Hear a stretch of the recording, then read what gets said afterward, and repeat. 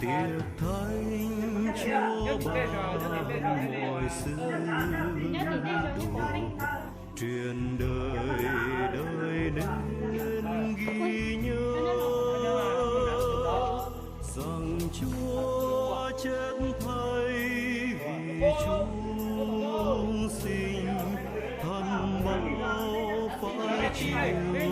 thân hồi niệm thân Chúa huyết tuôn vì ta, nay rao chuyện sự chết Chúa thập giá Chúa xưa chịu khổ hình đồ để phụ thân xa lánh, nhục nhã đớn đau nào thở than, thân nát huyết mong giòn tràn, hồi niệm thân Chúa huyết tuôn vì ta, nay rao truyền sự chết Chúa ra. Chưa tới tiền nó, nó có chia hậu nó chưa tới tiền nó. Đây đây đây. Nuôi thắt chia lên được ra. Cái đó nó đây. Đây đi nào, mà sao nó có xíu xíu. Này. Cầm bánh nhớ thân Ngài vỡ rồi, thật vì tôi ta nên lỗi, cầm chén nhắc ta giọt huyết rơi, ban giá cứu chuộc mọi người, hồi niệm thân Chúa huyết tuôn vì ta, nay rao truyền sự chết Chúa ra, lạy Chúa thứ tha mọi lỗi lầm, từng phạm đều cha răn cấm,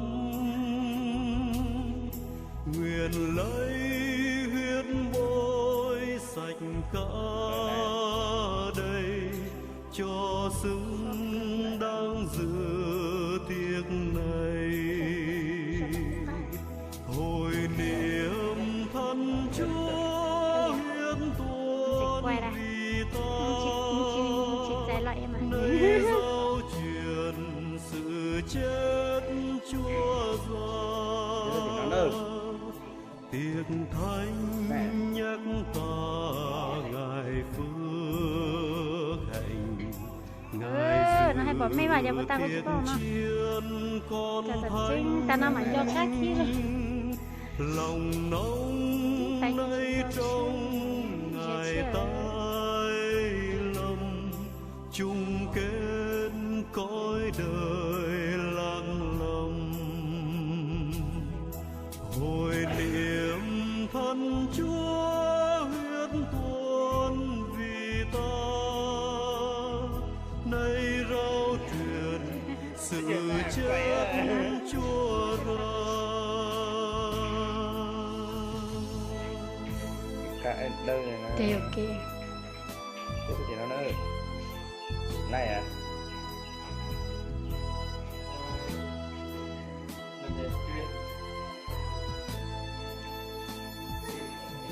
Tiệc thánh Chúa ban mọi sứ đồ, truyền đời đời nên ghi nhớ rằng Chúa chết thay vì chúng sinh, thân bao phải chịu thâm hình,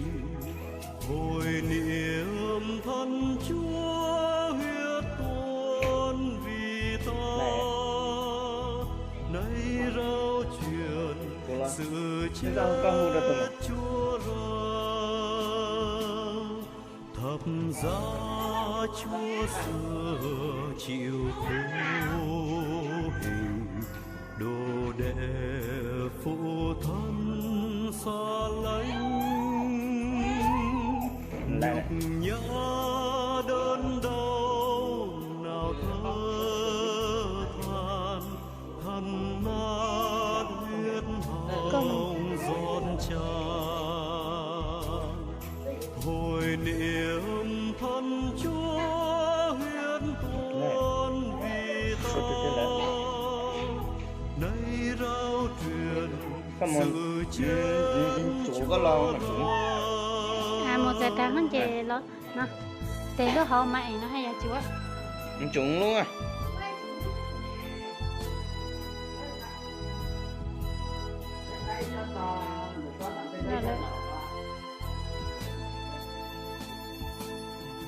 cầm bánh nhớ thân ngài vỡ rồi thật vì tôi ta đến nỗi cầm chén nhắc ta giọt bia rơi ban giá cứu chuộc mọi người hồi niệm thân Chúa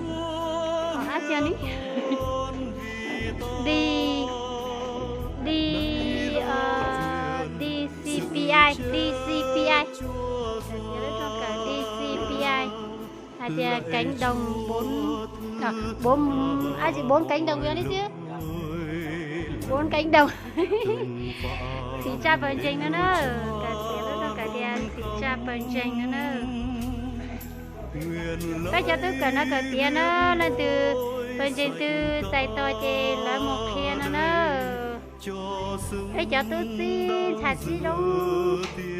cánh nữa là cả tiền hồi niệm